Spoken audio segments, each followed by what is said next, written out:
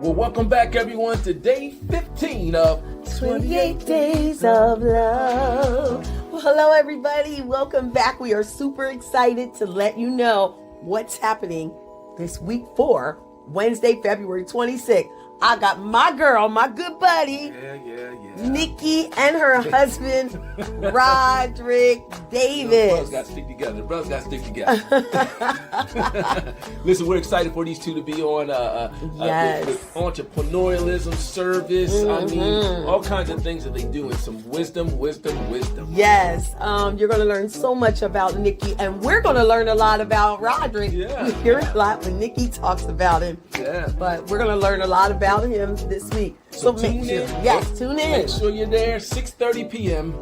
Bring your notepads with you, because I'm sure they're going to be dropping some good old wisdom, especially in regards to businesses and creativity. So you definitely don't want to miss it. So we'll see you Wednesday night on 28 Days of Love. We'll work on it.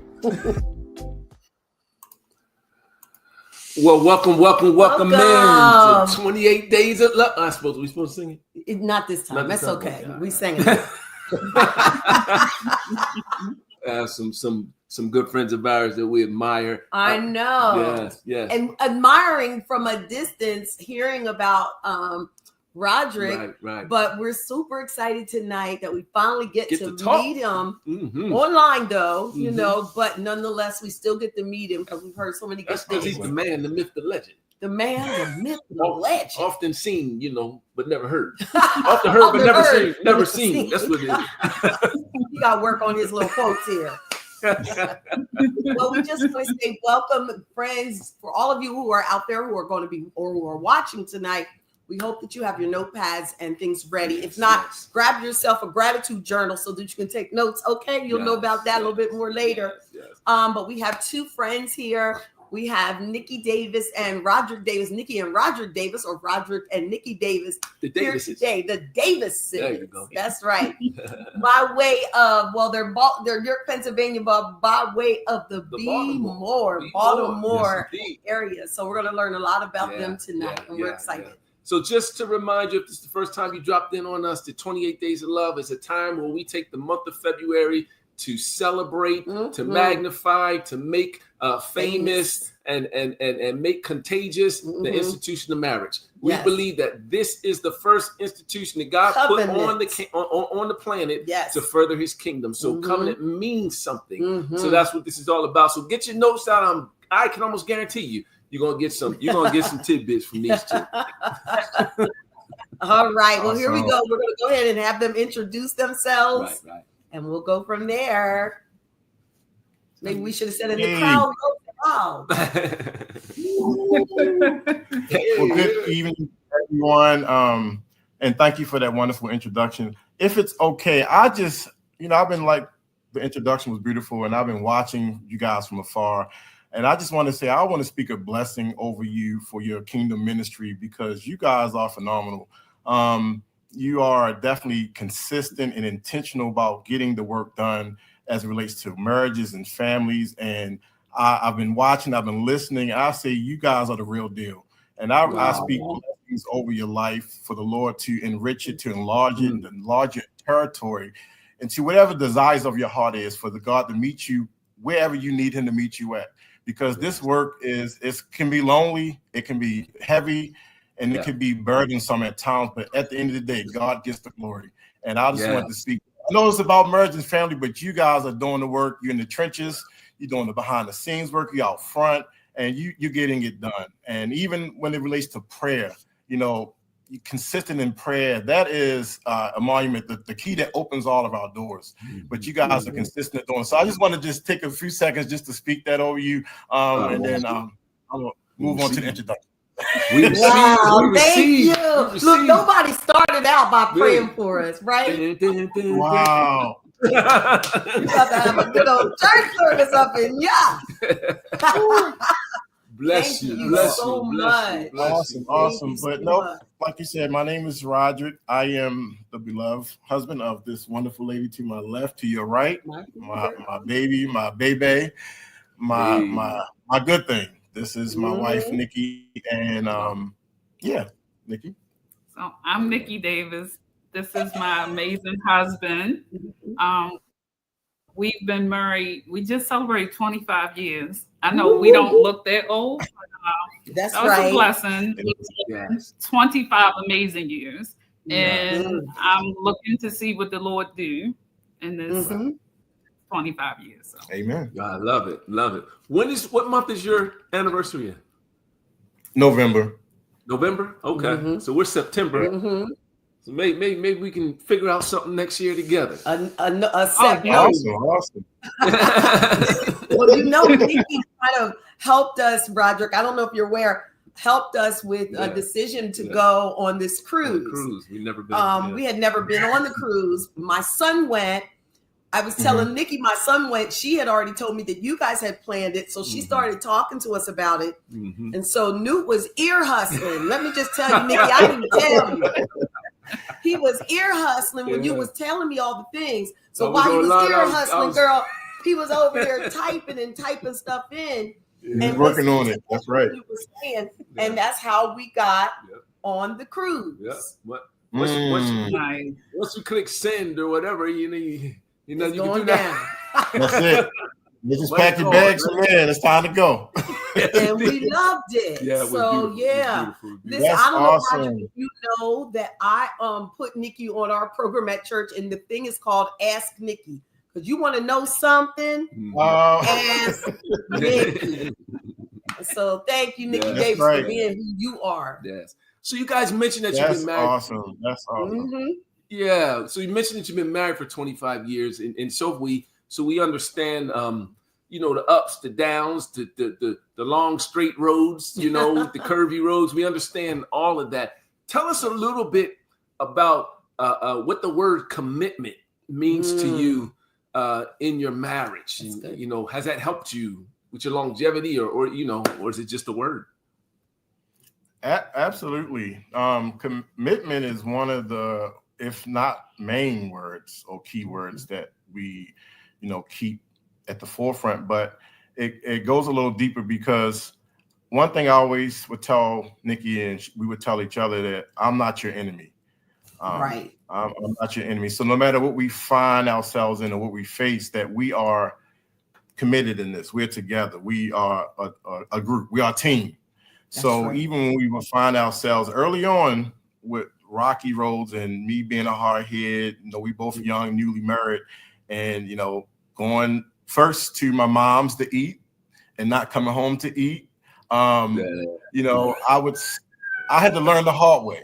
But even in that, not knowing, because we were young, and I was just like, my mom cooked, I'm going there to eat, but not, recognizing that connection of, you are now in a committed relationship. You are together with your rib, with your wife. You got to go home first. So I would say that for me, and reflecting on the word commitment, that is something that we keep out in front, because we're in this for the long haul. We're committed through every high hill, every low valley, no matter what the case is. We are committed as a team. And I know some things we'll share a little bit later, but far as just recognizing that we will, in any relationship that's a real situation, you're going to go through hardships. But if you keep that, like you said, commitment, I'm committed to this. We are locked in, like cement goes into the ground and it forms and it gets solid, not moving. That's how we are in our relationship. Yes. Love it. Go ahead, Nikki girl. So I'll say commitment is key, is major in a marriage, because I know we both started super young. I think I was 23, and I'm not going to say he was a youngin', but I got a cougar. Luke says the same thing. So for me, I didn't have a role model of marriage. So it was like, one thing I can say, we made a commitment that no matter what, we in this. And that we need to communicate. And then we said from day one that the D word didn't exist in our household. Yes. So Love it. No matter what, we in this for the long haul. Okay. I got it. That's it. So good to start out like that with that locked in. Can I put him on the spot? Look, here he go. I want to put you on the spot. Just, share with us a time in your marriage where it was, roadblock or rocky road or something along those lines, and commitment is what kept you focused. If you can think of one.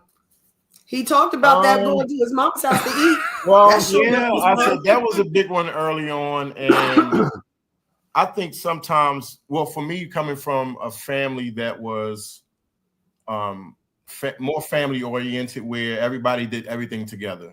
So when we had a function, you go to the function with the family. You go, and me not realizing, young on as a newly married person, young guy, I would just always assume my wife I got to go to this. She know I got to go to that. So I'm assuming without checking in. So, if you keep doing that a couple of times and you're not checking in with your wife, assuming, now you're going to have a problem. I think for me, learning the hard way, where it was, I just assumed she knew that it was right for me to go to mom's house because that's where I went. It was right for me to go to the family function and not check in with the wife. It was right for me to go, or if I'm at work, stay at work and don't tell her, because I just thought she would know. But that's not the case, because you can't assume that your mate knows if you don't communicate. And that was early on. So those are some of the things, some examples where I know that I just would go and do and just assume that she knew and not checking to know for sure that she knew what I was doing. If that makes sense. Wait, you saying you had to put your wife before your family? Absolutely. Doggone Skippy.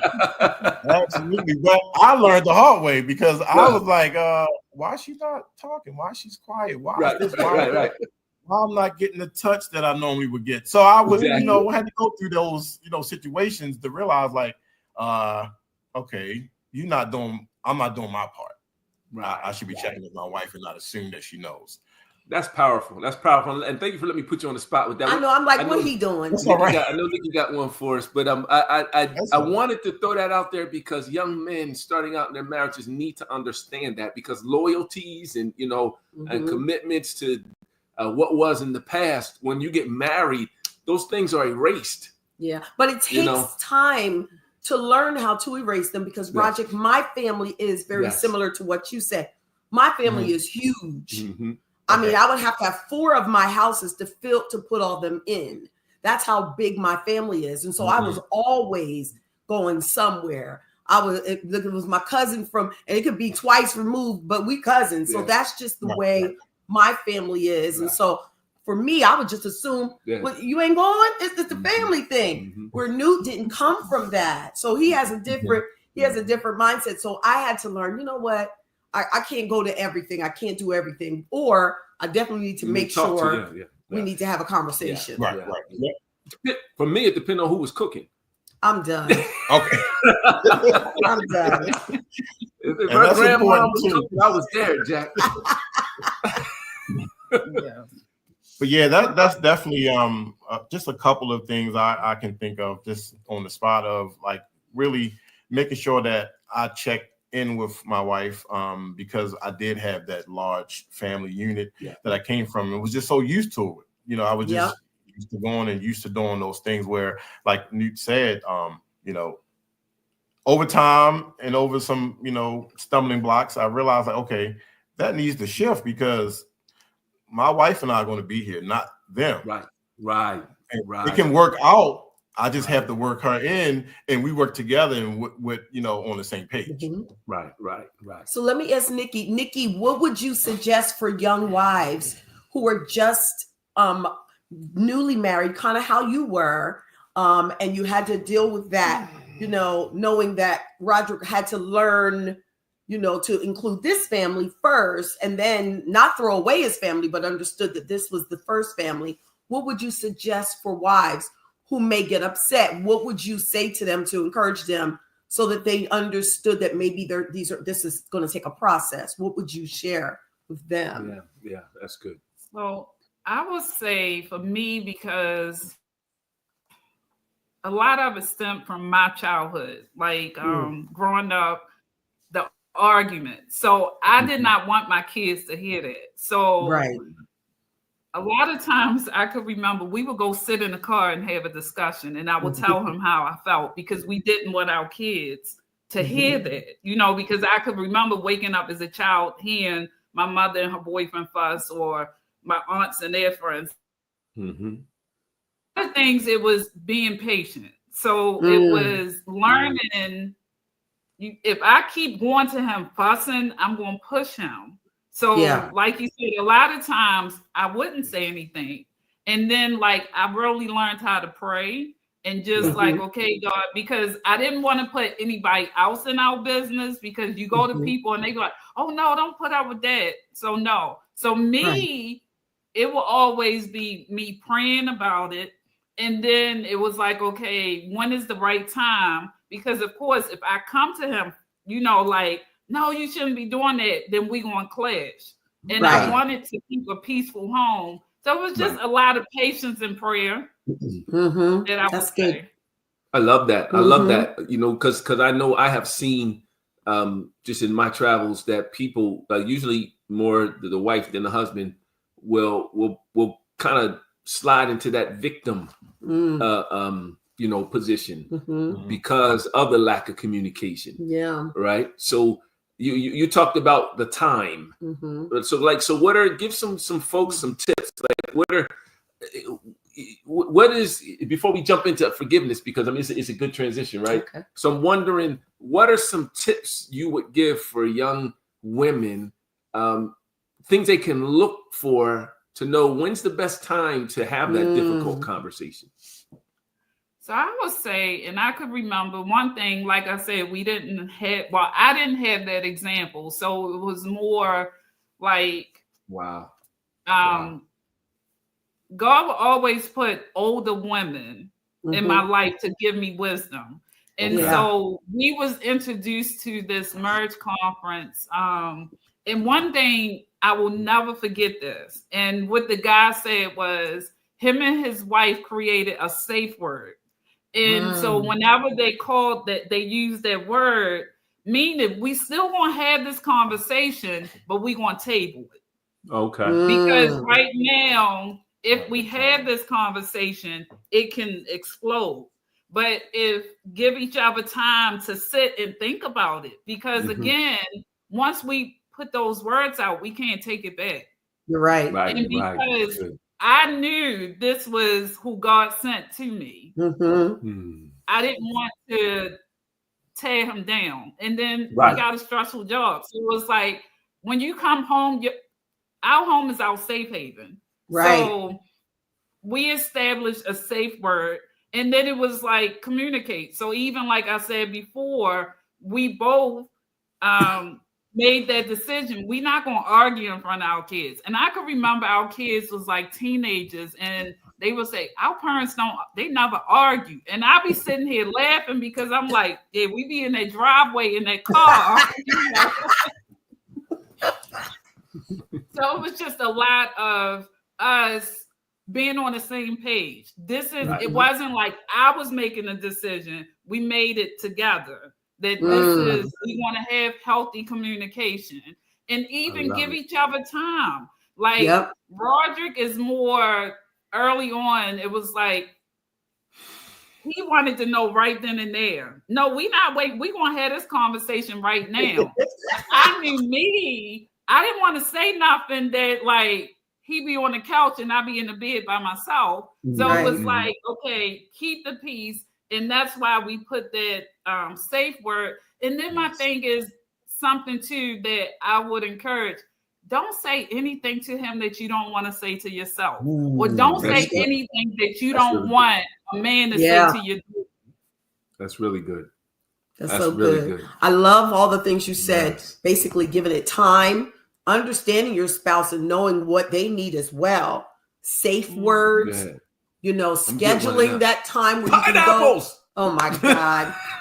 That's time for you guys to go and talk. Go to a place that's just for you all. I think it's great. Nikki, you know he's crazy. You can't find that. Yeah. No problem. Nikki already told us about them dark pineapples. Hair grease. There you go. Hair grease.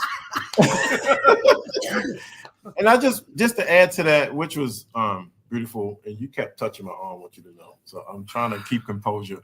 Touching me. Like what I'm talking about. But I would say too, to add to that even if we got into, say if it was starting to build up and go the wrong way, I believe that we created a space in our home where even if some did seep out, we felt bad and wanted to apologize to the kids. And I think even to the day they can respect us even more, that even if we was something that kind of, got to the point where we didn't get all the way to the full safe word and exit the room, they're like, Dad, like out loud, or Mom, this. To the point now where our adults, they can respect us, our adult kids can respect us the more because they know we still handle it in a way where they can receive us. That's beautiful. And I think that's something, a good point to share when you keep it 100 within your family, that even if we tried to do this and we working towards that, but a little bit might have seeped out, but they can respect us to know that they know our real intention as a family. I love that. Yes. Keeping it 100. And you know what? They need it because when they get married, it's some training. It's on the job training. It is. See, y'all, I told y'all this is going to be some good stuff. You better be writing down these notes and get your safe word. That's right. This marriage thing is the job where the pay is unlimited, because if you put the work and time in, there's no bonus check can match the payback you get from when you work for your marriage. That's so true. So, you got to put the time in, you got to put all of that good stuff in it, and it's going to be some things that don't always be so good where you can be like, oh, peachy, but at the end of the day, because you guys are committed, back to that word that you said, and we for the long haul, it always works itself out. You just got to put the time in. Can't be lazy. Can't be lazy. So give us some wisdom on forgiveness. Give us some wisdom. I'm just going to leave it wide open like that. When you hear that word, what does forgiveness, it mean to you as a couple? Give us some wisdom. Well, I said a little bit before when I said one thing we would go back to and said that if we ever got into a situation where we wasn't on the same page or we just couldn't come to an immediate resolve, that we always remind each other that we're not each other's enemy. I may disagree, you may disagree, but at the end of the day, I'm not your enemy. So we already have a foundation where we can work from. We don't have to go below that foundation. That's good. And that's one thing I would say too, that reminding your spouse that, you're my lover, I'm your lover. We love each other. We're not always going to see the same thing eye to eye. It's going to take some more work. It's going to take some more steps to follow. But at the end of the day, I'm not your enemy. So whereas though something that comes up where I may have gotten on her bad nerve, because I want to talk about a good nerve too. I may have gotten on her bad nerve, and I'm like, oh my goodness. But I'm like, well, she know I'm not her enemy, so she know I didn't mean that. And I think because we established that and we worked on it, we kept building on it, that even when we do find ourselves at those type of moments, we can find ourselves back to not having to be hard to forgive each other, because we know that we have each other's best at heart. We if under God is us, then it's everybody else. So with that being said, we just sometimes, things happen, things come up, but we got to remind each other, I'm not your enemy. I'm not your enemy. What do you think? I told y'all how he is. So I would say to forgiveness. To me, forgiveness and trust. Because one, like I said, I knew this is who God sent me. So by me knowing that, we built that strong foundation so that if a wind came, it may shook us, but it wasn't going to take us down. Yes. And then it's trust, being able to, this is my best friend. You know, this is like, we gonna grow old together. And now the kids are gone. We empty nesters. And it's like, everybody like, what y'all got going on over there? And it's like, mind your business. That's right, Roger. Make sure you call first. So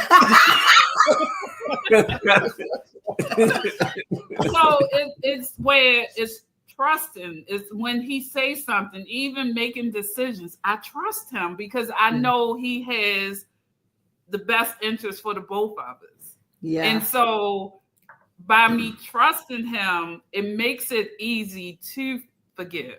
Yeah. Okay. That's good. So you blend them together. That's good, the Nikki. Trust and the Okay. Yeah. Because she already knows what they have established.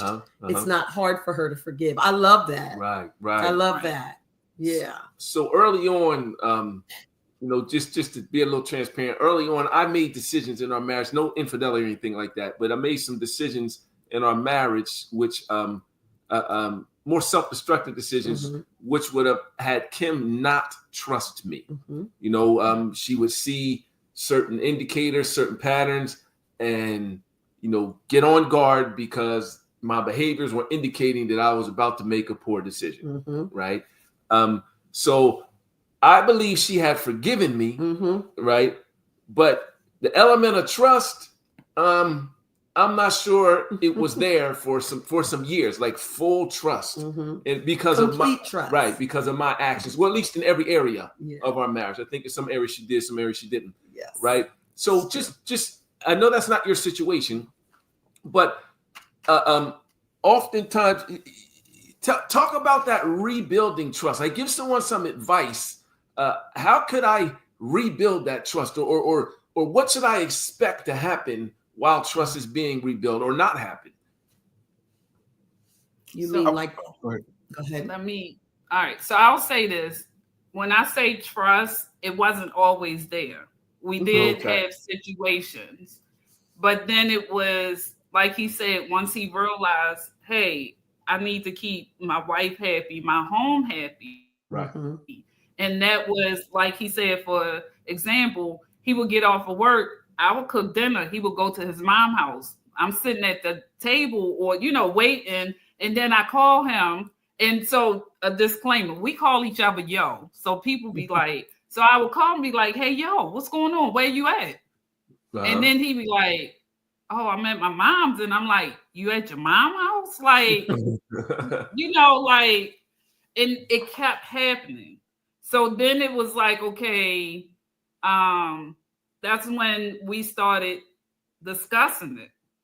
So it's like, even, okay, I can be lenient. I understand you love your mom. How about you go there, make a date once a week? You can go eat with your mom, but not every day or 3 times a week. So it was more like us coming up with what I want to say, suggestions or, to do that.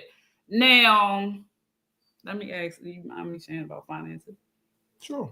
Okay, so early on, because my husband, both of us, we are givers. We love to give. So our families on both sides will always come to us from like, we need money to pay for tires. We need money to pay for car insurance or car payments. And so because both of us have that giving heart, but it had got out of hand. And then it was like, okay, what happened to this money right here? And so, I forgot.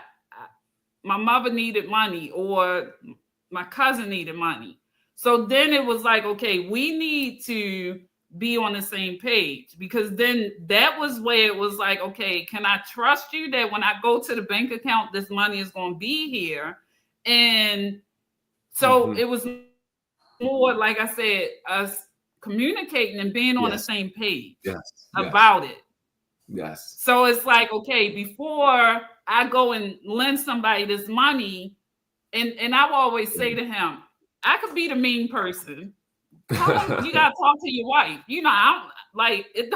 So that was more giving him permission to say to them, hey, let me talk to my wife first and then come. And then it was like, I'll say 7 out of 10. When he did come and we talked about it, I was like, sure, I don't have a problem because, like I said, I didn't want it to be where I go to the bank and I'm paying a bill because I know the money there, but you didn't give it to somebody. We can have a big issue.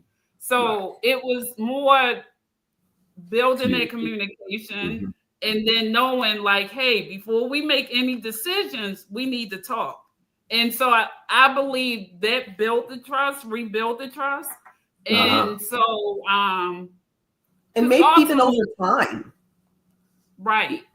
Over time. And I mean, that's the same thing with us, because I'm that person. I'll give it all away. I give it all away. All of it.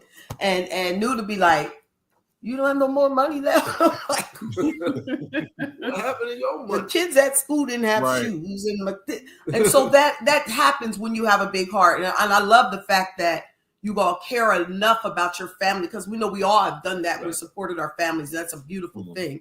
But I love what you said, that you guys had that conversation, and over time it built. And so I think that's what Newt was asking, just to encourage others.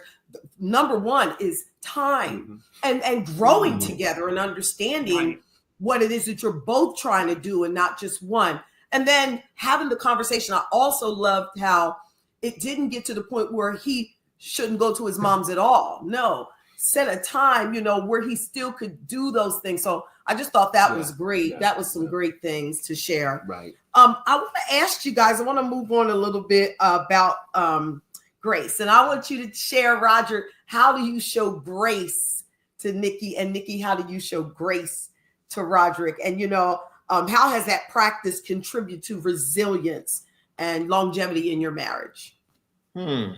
Let's see. I would say that from the commitment to the trust factor and to grace portion of it helped a lot. Of being a listener, being an intentional listener, because she could say something and I just go past my ear, and then I'm like, okay, but that not really listening to what she's saying or where she's getting from, where she's coming from, can cause a problem. Yeah. So I think whereas we're listening to her and then seeing how maybe she's feeling or what she has going on or what she's dealing with, whereas though, okay, maybe this is not a good time for me to throw all this at her right now. So let me pull back a little bit and give her some time. Be cognizant of what she has going on. And it took, hitting the wall a couple of times because you're supposed to hear me, you're supposed to do this. No, that's not how that worked. I mean, especially if you figure 25 years being married, it wasn't always like 1, 2, 3. Sometimes you went 1 and you went with the 4 and had to double back. But at the same time, it took, all those things what we talked about before, that commitment piece, the trust piece, and then being an intentional listener to my wife, and listening to where she's coming from, and then being understanding at the same time. So it takes work. I think someone said already, it takes time, but you have to be in a place where you love your spouse to the point where you have to give them that time for themselves. Yes. To work out whatever that is, because we know that we love each other, and we know that I know that she loves me. Right. So, and then another thing too, I would say where for me, because I'm an affectionate person, I'm like can be overly affectionate. So I know sometimes when I said about the nerve, where I like to get on her good nerve. That way I know that the good nerve is the nerve that's going to kick in again and is a return. But if I get on the bad nerve, it's shut down. So whereas when it comes to me, going along and not realizing it early on, I'm like, well, I'm putting this out. Why she's not returning? Or I'm doing this. Why she's not returning? Whereas though I had to listen, I had to take time and learn my wife, strengths and weaknesses, and those kind of things. But I think the grace piece for me kicked in, whereas though I had to learn and understand that. I love that. So you used the term, and I think you just defined it. I was going to, and it's intentional listening. I was going to ask you to go back and unpack that. But he did it. It sounds like you just did. But is anything else is there anything else you would say about intentional listening? That's good though. Not really. Just really being there, and not just kind of hearing what she's saying to get to what I want. But you have to be there to hear and to listen for what we need. For us, it's not about individuals. It's about what works for us. And I think, as a tip, that when you listen and to see what's going to be better for the team and for you, for your union, it always works out. One thing I say, and is that if God approves, you'll never lose. If He approves of it, you won't lose. And I believe that with our marriage and marriages, if His hand is over it, you won't lose. But you got to work out the details. That's the part that we come sometimes failing, because his piece is done. We just got to be the ones to be the workers of the field. I won't get too biblical, but we have to be the ones that have to work out the details. So if me pausing what I want to listen to what my wife needs, and then vice versa, that always works itself out. Absolutely. Yes. I love that intentional listening piece. Yes. What about you, Nikki? Tell me about that grace that you've given, and how has that helped in your relationship longevity? So I would say, a lot what he said, meaning giving him that time. Like we came from two totally backgrounds. Like his parents were married until he was, I think, 15 when they separated. But so he came up in that, he came up with both of his parents. Me, my mom had boyfriends. I can come in the house, John will be there, come home from school, Tim will be there. So we came from totally two different backgrounds. So it goes back to what I said, patience and grace. And although I thought he came from the background with his parents, he knew how marriage was supposed to look. Okay. More so, grace. And then it's like, for me, like I said, you treat people how you want to be treated. And if this is my spouse who I believe and I know that God gave me, I can't fire off at the, say things. So it's like more grace and understanding, be understanding. Roddrick is, okay. So Roddrick is a police officer. And so I knew he had a stressful job. So it's like the last thing, he needs to come from a stressful job and come home, and I'm just like coming at him. So it was more grace. Give him time to unwind. Give him time. And then when we talked, it was like, that intentional, making sure that we hear. So even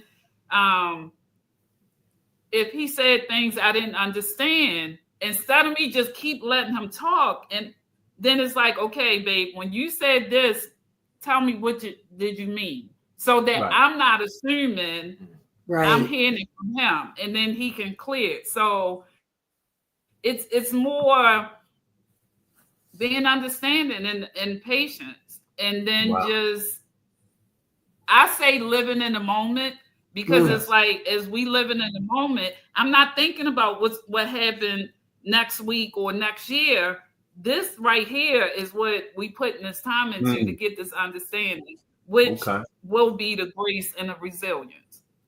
So let me dig a little deeper, because I think it's a good one. I know Kim had an idea. I might be jumping the gun a little. No, but I don't. So you mentioned that you come from different backgrounds. We all do, and there's, for every human being, there's some kind of scars, there's some kind of pain, there's some kind of things that have taken place in their life along the way. Yeah. We get married to an individual, and we don't know that baggage. Right. That other individual has, and 9 out of 10 times won't even know our own baggage, until it shows up, in that relationship. So can you talk a little bit about the healing journey that you guys have meant to each other, intentionally or unintentionally? That healing, because I hear you say you were on the same team, you loved each other, you had faith in your marriage. So I would love you to give some tidbits on, that healing journey. How did you help each other along the way through things that you may not have even known was in yourself? Especially with Nikki, what you shared, about your different upbringing. How did Roddrick help you in the marriage with what things you dealt with? And then how did you help him?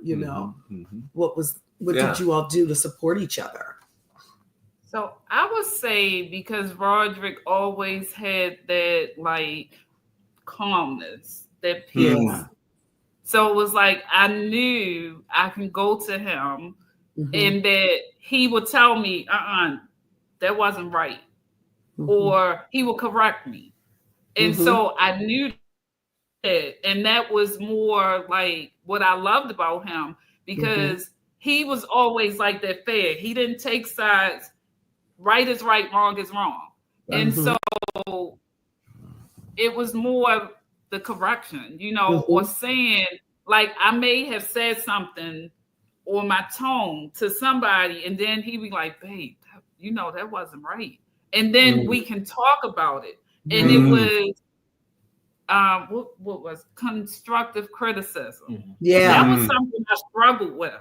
It was like, you better not tell me nothing about me. But then through his help and the calmness, because he would come. It wasn't like he ever came like chastising me. It was more that calmness, like, let's think about this. Let's break this down. And so he will always bring like that different spin to the situation. And then I was like, you know what?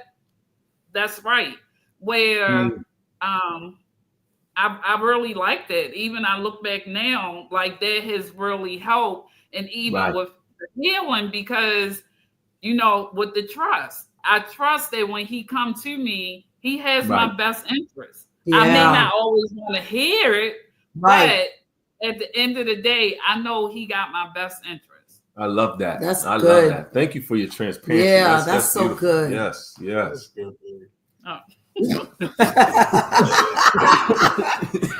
I really can't add too much to that. Just where timing or time, giving things time, and being patient, even if it takes a long time. As far as the healing piece, I know some things can happen instantaneously, some things can happen over time, and some things may never get resolved in some cases. But as it relates to healing, whereas though you've put that time and commitment in your relationship, whereas though you can allow space for it, and then you can allow time for it. And even what Nikki was saying, like, whereas knowing your personalities, where I could be a calming personality, but Nikki is a fiery, or she even tried to be a police officer and it didn't work out. And I was thanking the Lord that it did not work out, because I don't want Davis on the police force, and one Davis then went off on somebody. So it didn't work out. So when it comes to knowing your personalities, I think that plays a big part too, because you can balance each other. Yes. And then, but it just doesn't happen overnight. You have to be intentional. You have to put that time in with each other, that when it comes to those spaces where there's needed for healing, is needed for whatever the case may be, that you've built enough time in there and you invested enough time where they can respect each other's which way it needs to go. Because at the end of the day, it's, you were saying, Newt, that it comes back to what is needed for us. Yeah. For us to advance. If we're not good, we're no good to nobody else. There you go. And we're not here to showcase for anybody, but I'm just saying overall, they can look and they say, oh, this or all that, but no. But behind the scenes, we working things out. But because we have that relationship that we can give each other that space and time to let things heal. I like it. It's great. I like it. So you have to let each other do that for each other. Yeah. I love that. I love that. Yeah, absolutely. I'm sorry. Did you have more? No, I was just agreeing. Okay. Well, I just wanted to touch one of these things that we had listed, one of the questions I believe you guys covered, but I want to make sure that I give you space if there was anything else with it. It talked about the practical strategies or habits used to navigate through conflict. And you all shared about the word, a special word that you guys had put in place, safe word, going to a special place, trying not to let it spill out, in your home, and being able to deal with conflict and talk and give each other time and space and know the exact time, the best time, by understanding the personality of your spouse, know when to go to them, understand their jobs so that we don't take stress and add it to a stressful situation, and then knowing how much space your wife may need and your approach towards her. That was one of our questions. Is there anything else that I might have missed that people could consider when they're trying to foster forgiveness or work through conflict?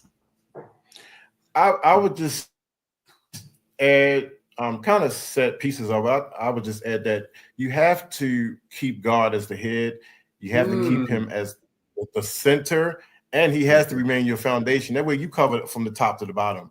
And if you don't do that, you're going to have problems because like Nikki was saying, if a wind blow and things get shaky, if we covered all three areas, we always have something that we can go back to get that information or that strength, or even is that time where you can just commune with, him to give you some time, because we didn't go to our first marriage conference until a few years into our marriage. So we was kind of winging it off of what we knew and what we thought from the beginning. What I knew from what I saw, and then what she knew from what she saw, and we was doing the best that we could. But, until we started investing and going to conferences and different things, and then taking those tools back and putting in our bag and then use what apply to us, and what we're not going to do, that's not us. And then you got to use what works for your house, not for your neighborhood. Right. And I think for us that helped us a lot, that we put God in those areas. That way is our foundation, is our center, and he's our covering.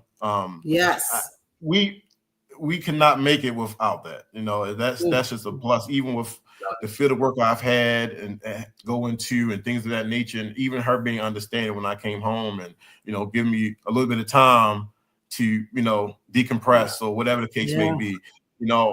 That was God. That was really God, and having him on board and having him in our lives.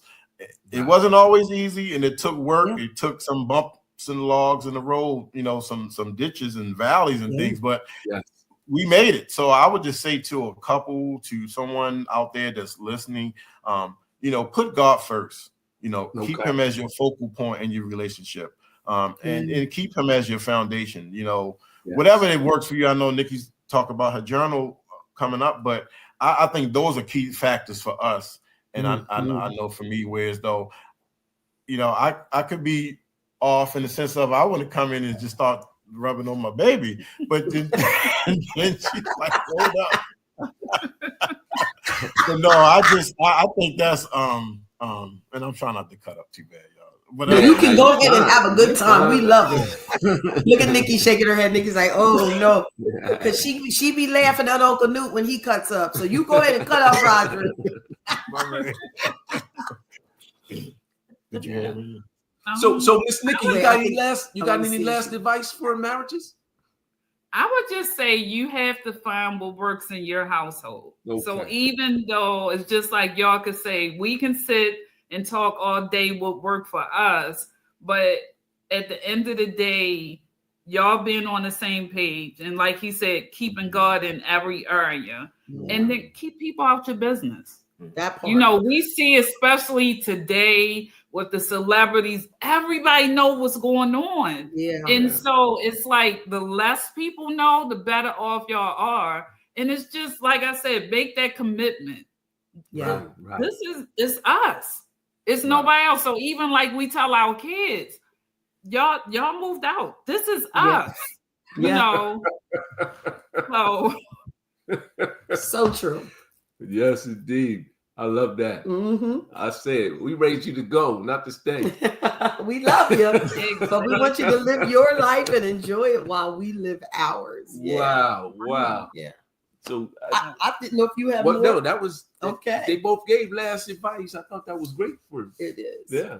I do want you to share anything new you have coming that, or creatively that you'd like to share. I know that people would be interested in one of the things that Nikki has produced. She's got all kinds of stuff going on, but she's so chill. She don't really reveal it, but she got some things going on, and I would love for her to share it with everyone who's watching.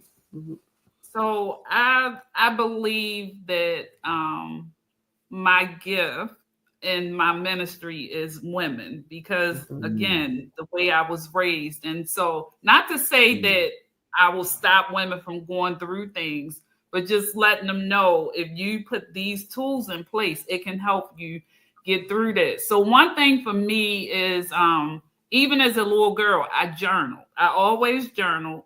And so during COVID, I started doing a gratitude journal.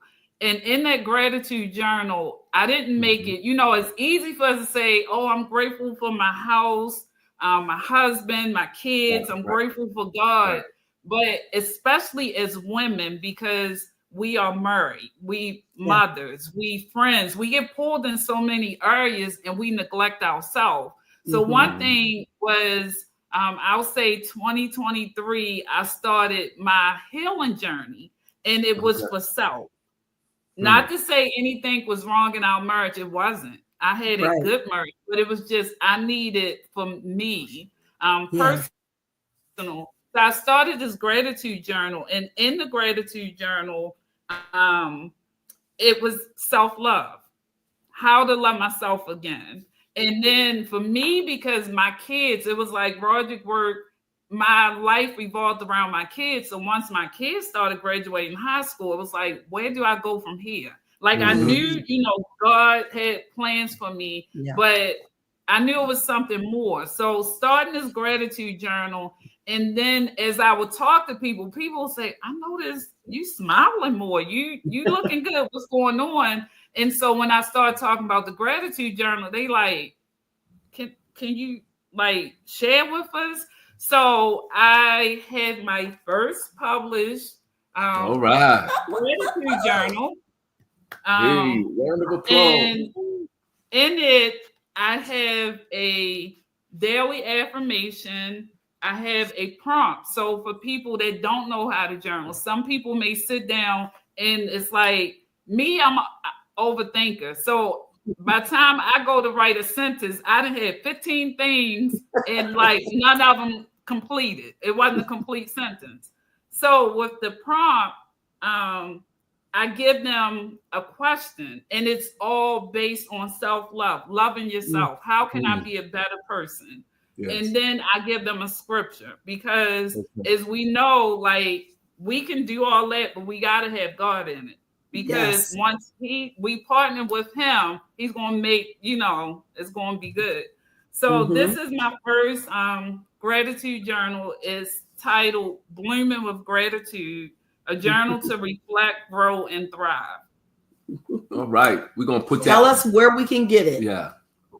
So it is, and y'all, when I say super excited, I could go to Amazon and put in Nikki Davis and my book come up.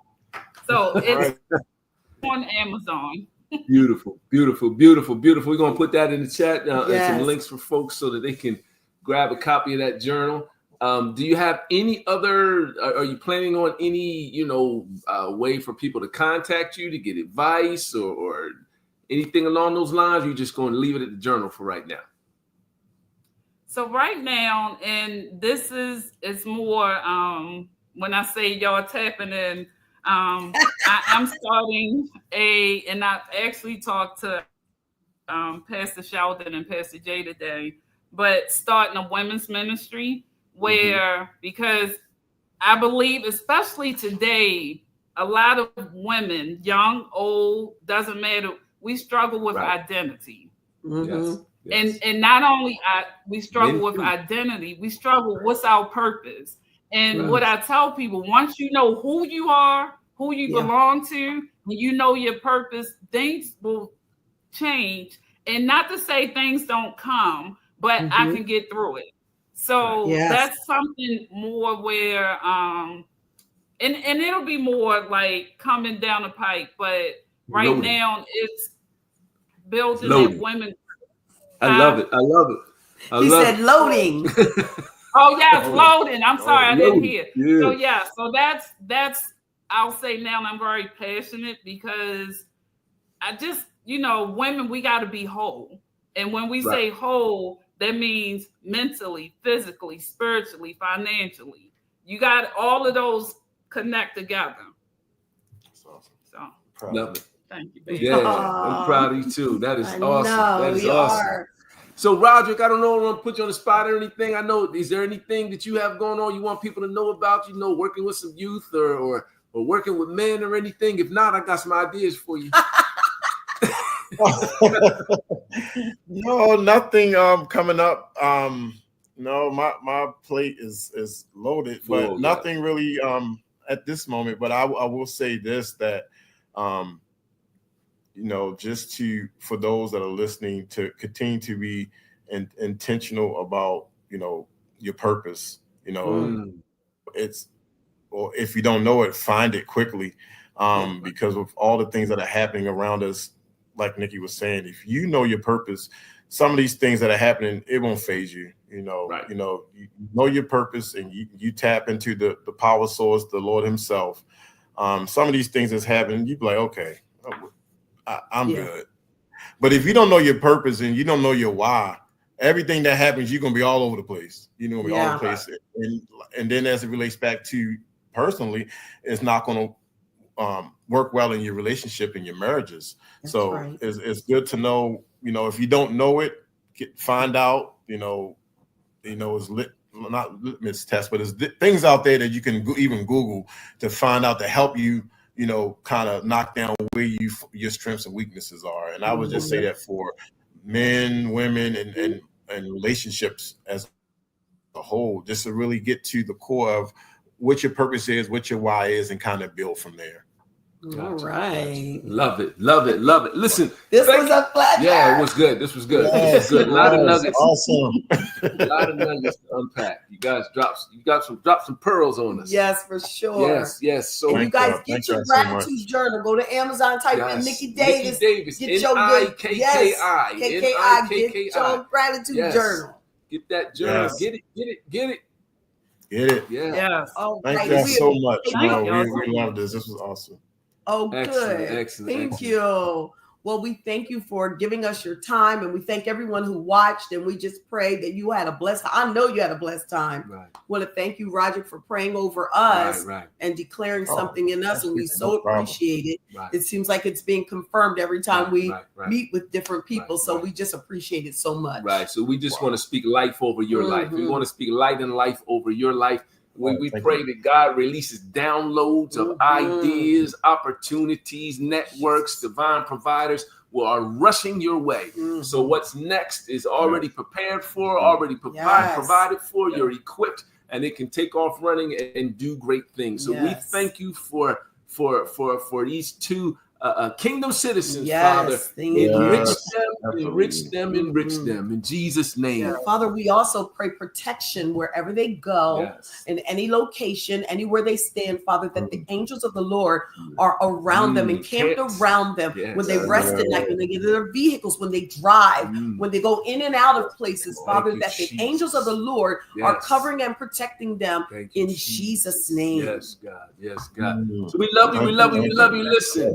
Thank you for tuning in to 28 Days of Love, everyone. Yes. Thank you so much. Yes. And we'll be back tomorrow. Tomorrow night for panel. Yeah, we have a panel discussion tomorrow night. It's our last panel for the month. Yes. So you don't want to miss it. We have some seasoned folks in that one, right? We got a combination. Is that a combination, that one? Okay.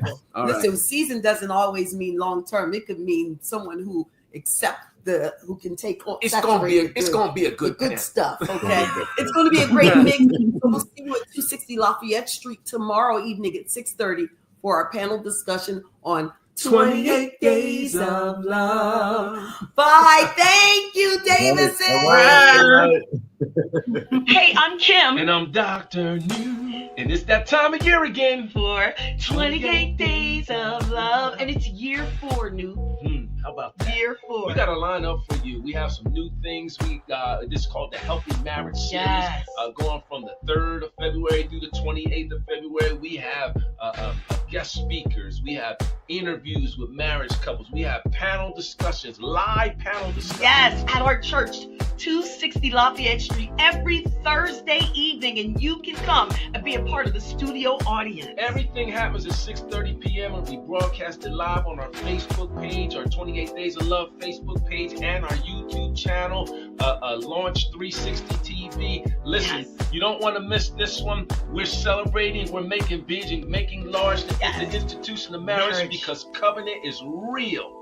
Yes, it is. And we have so many special guests starting out on Monday, so you don't want to miss it. Check out our lineup, and we can't wait to see you for 28 Days of Love.